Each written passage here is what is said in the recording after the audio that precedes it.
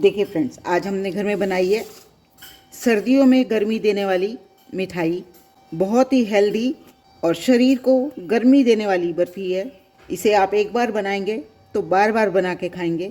बाज़ार से तो आप लाते ही होंगे, लेकिन घर में बनाएंगे तो उसकी बात ही कुछ अलग होगी।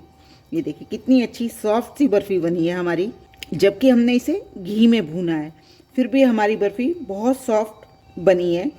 मैं आपको पीस निकाल के दिखाऊं तो देखिए, ये मैंने पीस बीच में से निकाला है, तब भी देखिए कितना सॉफ्ट है, कितना अच्छा पीस हमारी बर्फ़ी तैयार हुई है।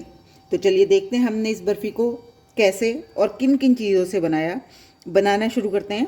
सर्दियों में गर्मी देने वाली बर्फ़ी, ये है खसखस। देखिए कितनी बारीक होती है।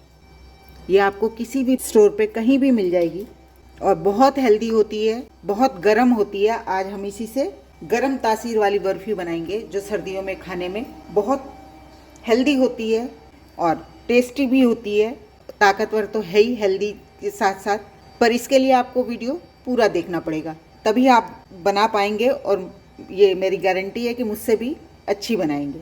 तो इस खसखस को देखिए बहुत बारीक है। पहले अच्छे से, बाज़ार से आती है, कई बार बहुत गंदी होती है, तो इसको पहले आप अच्छे से पानी में साफ़ कीजिए, इसको धोइए, लेकिन धोते समय भी बारीक छलनी का इस्तेमाल कीजिए, क्योंकि इतने बारीक दाने होते हैं संभालने में नहीं आते। अब मैंने ये 1 कटोरी खसखस भिगो दी थी। ये देखिए, इसको मैंने अच्छे से धोया। धोते समय भी मैंने इस छलनी का ही इस्तेमाल करा, जिससे कि इसमें से मेरी खसखस वेस्ट ना हो बिल्कुल भी। ये बहुत नाजुक होती है और बारीक देखिए आप कितनी होती है। इसे मैंने रात भर भिगोया। अगर आपको जल्दी है तो आप इसे हल्के से गुनगुने पानी में 3-4 घंटे भिगो लीजिए, लेकिन अगर रात भर भिगो लेंगे तो वो ज़्यादा अच्छा है। गुनगुने पानी में भिगोने से होता क्या है कि उसमें उबले हुए का सा टेस्ट आ जाता है। हेलो फ्रेंड्स, मैं आपकी होस्ट और दोस्त संगीता। मेरे घर की रसोई में आपका स्वागत है। ये देखिए मैंने खसखस को भिगो लिया था, अब इसको मैं छान लूँगी। कोशिश कीजिए बिल्कुल बारीक वाली छलनी हो, जिससे कि हमारी कम से कम खसखस खराब होके जाए, क्योंकि ये बिखर जाती है, संभालनी बहुत मुश्किल हो जाती है। इसका सारा पानी निकाल दीजिए। हम जैसे कि जानते हैं खसखस की तासीर गर्म होती है, एंटीऑक्सीडेंट होती है, हमारी आँखों के लिए, हमारी स्किन के लिए बहुत अच्छी होती है। तो खसखस गर्म होने की वजह से ज़्यादातर सर्दियों में ही खाई जाती है। ये देखिए भीगी हुई खसखस को हमने पानी बिल्कुल निकाल दिया। अब हम इसको डालेंगे एक मिक्सी के जग में, और ये देखिए बारीक छलनी से छाना है, तो इसमें कहीं कुछ खसखस बिल्कुल नहीं गई है, इसलिए इसे बारीक से बारीक छलनी जो हो उसमें ही छानिए। अब इसको हम इसमें डाल देंगे मिक्सी के जग में। ये देखिए मैंने सारी खसखस मिक्सी के जार में डाल ली। अब हम इसको पीसेंगे। इसमें मैंने ये जिस कटोरी से खसखस ली उसी कटोरी से दूध ले लिया। मैं इसमें थोड़ा सा दूध डालूँगी और इसको पीसेंगे। पीसना हमें इसको बिल्कुल बारीक है। देखिए मैंने इसको पीस लिया, और देख सकते हैं आप मैंने इसको कितना बारीक पीसा है। बिल्कुल बारीक पीसें इसको। ये देखिए बिल्कुल दाना नहीं है, इतना ही बारीक पीसना है इसको। इसी कटोरी के नाप से मैंने ये बादाम भिगोए 3/4 कटोरी, और रात भर भिगो दिए थे और उनको छील लिया। छील मैंने इसलिए लिया पहले कि जिससे कि आपको वीडियो लंबा हो जाता है बहुत इन कामों को करने में, बस इस तरह से। और अगर आप भिगोना नहीं चाहते तो थोड़ा गर्म पानी में डालिए और सॉफ्ट होने पे छील लीजिए। और छीलना भी कोई ज़रूरी नहीं है, आप इसको बिना छीले भी बना सकते हैं। कोई ज़रूरी नहीं है कि इनको छीला जाए। इस तरह से छील लें, बड़े आराम से छिल जाते हैं। देखिए मैंने सारे बादाम इसी तरह से छील लिए। इसी कटोरी के नाप से मैं घी ले लूँगी, लेकिन पूरा नहीं डालूँगी। ये रखा मैंने पैन, और इसमें मैं घी डालूँगी। पहले हम थोड़ा घी डालेंगे, सर्दी है तो देखिए घी जमा हुआ है। और इसको बनाते समय आप नॉन स्टिक पैन का ही इस्तेमाल कीजिए, वरना आपका घी बहुत ज़्यादा लगेगा। और पैन भी भारी पैन देखा हो, जिससे कि बनाने में, भूनने में हमें इसे आसानी रहे। लो टू मीडियम फ्लेम पे भूनिए, तेज़ आंच पे बिल्कुल काम मत कीजिए। इससे होगा क्या, खसखस एकदम से जल जाएगी, बहुत नाजुक होती है खसखस।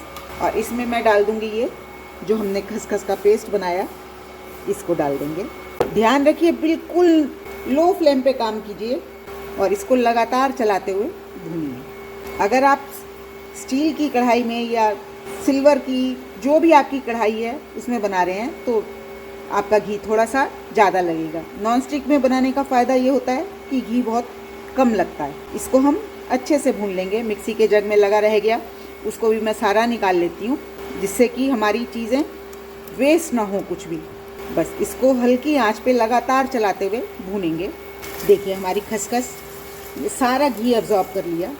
ये देखिए हमने आधा कटोरी से ज़्यादा घी डाला था, ये सब एब्जॉर्ब कर लिया। और जैसे जैसे भुनेगी ये सारा घी छोड़ती चली जाएगी। जैसे कि हम सूजी का हलवा बनाते हैं, सूजी सारा घी एब्जॉर्ब कर लेती है और फिर छोड़ देती है भुनने के बाद, सेम इसमें भी ऐसा ही होता है। बस ये ध्यान रखें इसको आप हल्की आंच पे भुनें, बिल्कुल भी तेज़ आंच पे ना भुनें। देखिए कितने अच्छे से भुन रही है। इतने हमारी खसखस भुन रही है। ये मैं इन बादाम को भी मिक्सी के जग में डाल के पीस लेती हूँ, लेकिन इसको हमने बारीक पेस्ट नहीं बनाना, इसको हमें दरदरा सा ही पीसना है। मुंह में क्रंच आना चाहिए, ऐसा पीसेंगे इसको। देखिए खसखस भुनने लगी है, कलर भी आपको चेंज नज़र आ रहा होगा। पहले बिल्कुल वाइट सी थी, अब हल्का हल्का कलर लेना शुरू कर दिया इसने। इसे भूनने में आपको 7 से 8 मिनट लगेंगे। हल्की आंच पे भूनने की वजह से इसमें टाइम लग रहा है। अगर आप इसको तेज़ आंच पे भूनेंगे तो ये भुनेगी नहीं, लेकिन जल जाएगी और इसके सारे न्यूट्रिशंस ख़त्म हो जाएंगे। इसलिए चीज़ों को हल्की आंच पे बनाने से उनके न्यूट्रिशन वैल्यू ख़त्म नहीं होती है, इस बात का ध्यान रखना चाहिए। अब मैं बादाम को भी पीस लेती हूँ।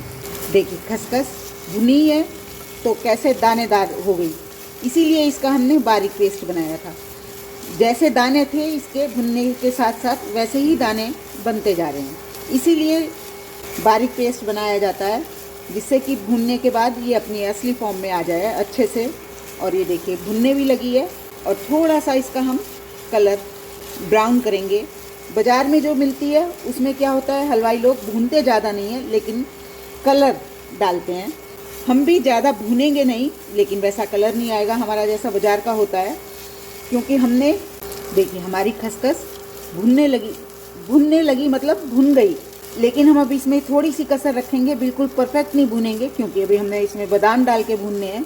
बादाम को थोड़ा कम भुना जाता है, इसलिए मैंने पहले खसखस को भूना। कभी भी बादाम और खसखस को एक साथ ना भूनें, क्योंकि खसखस ज़्यादा भुनी जाती है और बादाम कम भुने जाते हैं। और ये देखिए ये मैंने बादाम को बिल्कुल दरदरा सा कूटा है और इसको भी अब हम इसमें डाल देंगे। ये देखिए दानेदार है बिल्कुल। इससे होगा क्या, मुंह में क्रंच आएगा। अब इसको भी हम हल्की आंच पे खसखस के साथ भूनेंगे। बादाम को दरदरा पीस के मिठाई का टेस्ट बहुत बढ़ जाता है। इस बर्फ़ी को आप नीली मदर को खिलाएं, बहुत फ़ायदेमंद होती है उसके लिए। सर्दियों में इसका हलवा बना के खाया जाता है। अगर आप हलवा बना रहे हैं तो इसको कंसिस्टेंसी इसकी पतली रखनी होती है। और वैसे तो गर्मी सर्दी हो नीली मदर को ये दिया ही जाता है, लेकिन अगर सर्दियों में देते हैं तो इसमें आप चीनी की जगह मीठा करने के लिए इसमें गुड़ डालिए और पतला पतला हलवा बना के मदर को खिलाइए। बहुत हेल्पफुल होता है उसके लिए, शरीर को गर्मी प्रदान करता है। हल्के फुल्के दर्द रह जाते हैं डिलीवरी के बाद, उन सबको संभालता है। मतलब एक तरह से दवाई का काम भी करता है। कुछ ये 2-3 पीस रह गए हैं मोटे मोटे, इनको मैं निकाल लूँगी। देखिए बादाम डालने के बाद भी मेरे को 5 मिनट हो गए इसको भूनते हुए, और कलर आप देखिए ब्राउन होने लगा है। बहुत ज़्यादा नहीं भूनना, बाज़ार जैसा कलर लाने के लिए हमें इसमें कलर डालना पड़ेगा। वो लोग ज़्यादा भूनते नहीं हैं, बस इसमें कलर डाल देते हैं। लेकिन हम घर पे बना रहे हैं तो हम कलर क्यों डालें, इसलिए हम इसको हल्की आंच पे भून रहे हैं, जिससे कि इसका कलर थोड़ा डार्क हो, लेकिन फिर भी हम इसे जलाएंगे नहीं, इसकी न्यूट्रिशन वैल्यू कम नहीं करेंगे। आप बनाते हैं क्या ऐसी बर्फ़ी घर पे? सर्दियों में ऐसी चीज़ें खाने का बहुत फ़ायदा होता है, शरीर को गर्मी प्रदान करती हैं।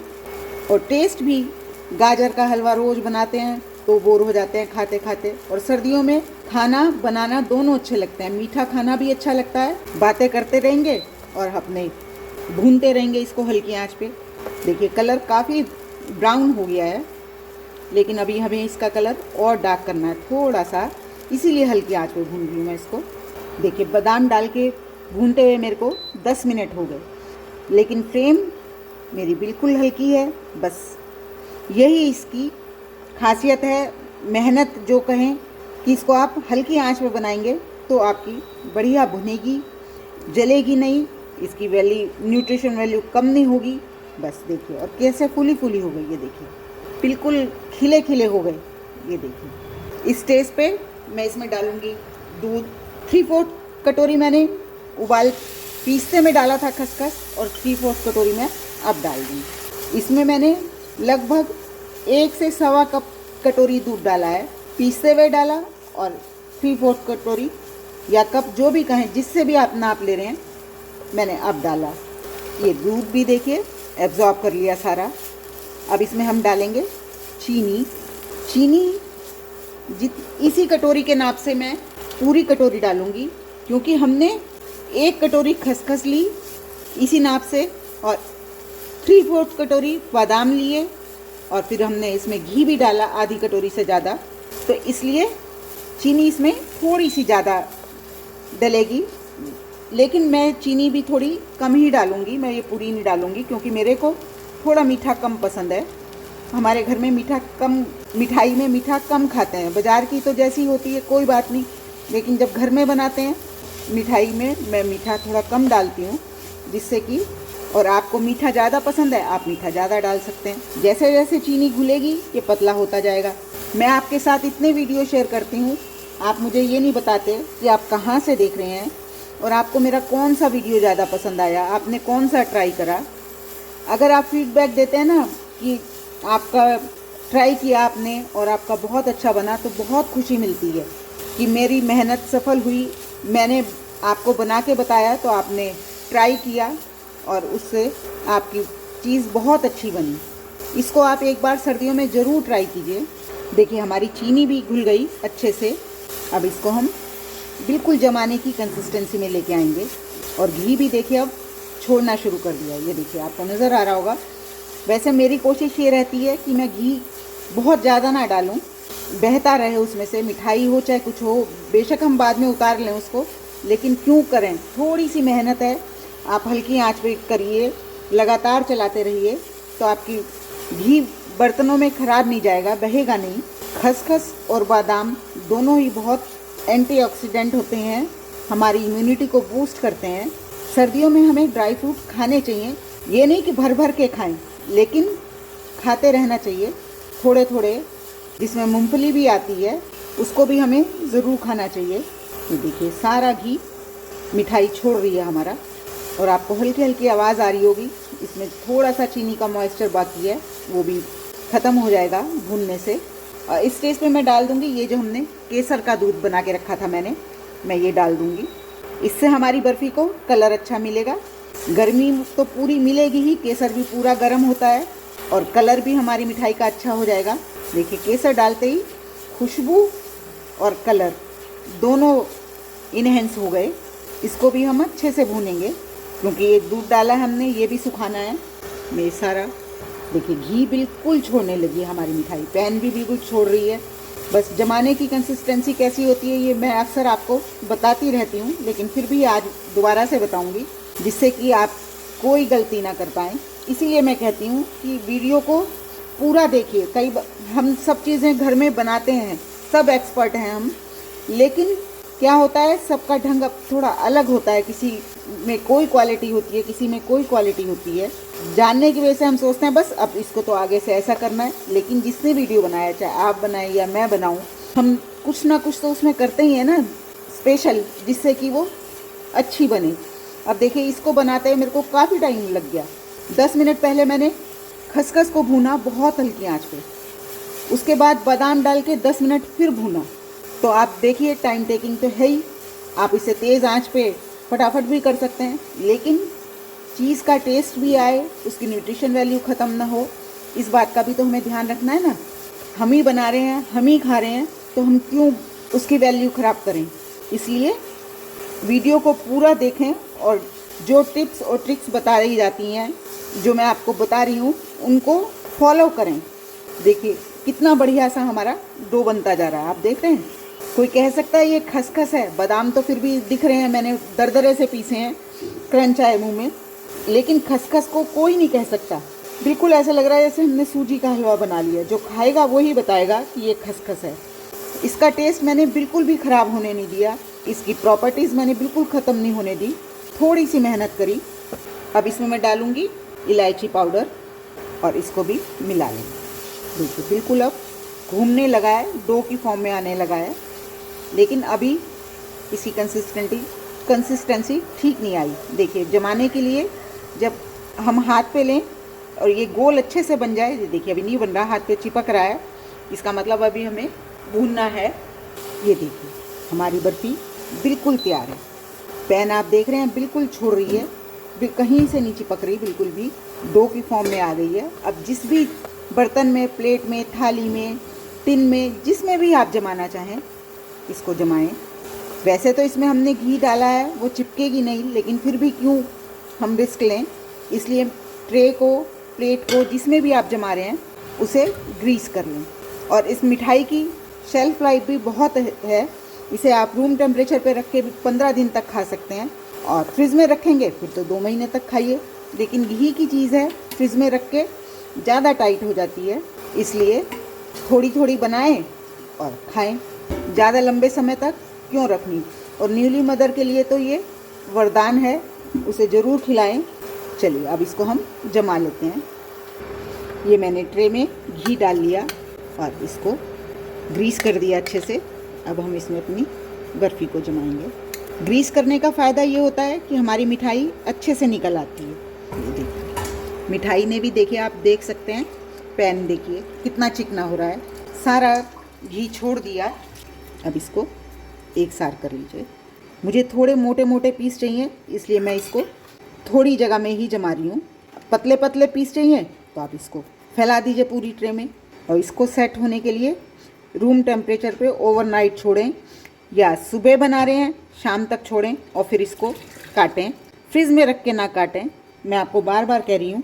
अब इसको आप गार्निश कर सकते हैं, कटे हुए काजू, बादाम तो वैसे हमने डाले हैं लेकिन फिर भी, और कलर आप देख रहे हैं ना, बस घर में बनेगी तो आपका केसर डालने के बाद इतना कलर आएगा, और अगर आप बाज़ार की तरह बनाना चाहते हैं डार्क कलर की हलवाई जैसी, तो फिर बस वही है कि आप इसमें कलर डालिए। लेकिन क्यों डालें कलर, बाज़ार वालों को चीज़ बेचनी होती है, सुंदर दिखानी होती है, हमें तो अपने घर में ही बनानी है, खानी है। लेकिन हाँ ये है, जब हमें किसी को गिफ्ट करनी है तो हम थोड़ा सा उसको सजा के चीज़ों को अच्छे से दे सकते हैं। ये मैंने डाले पिस्ता कटे हुए।